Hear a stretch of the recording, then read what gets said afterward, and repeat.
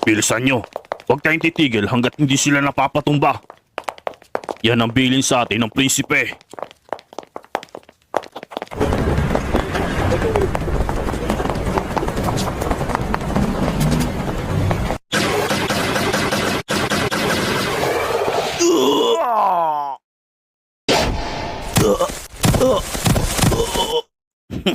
Kung sa pakikipaglaban, siguradong dihado ako sa kanila. Pero, gamit ang aking mga bomba, kayang-kaya kong talunin silang lahat nang walang kahirap-hirap. Kaya sige lang, magpatuloy lang kayo.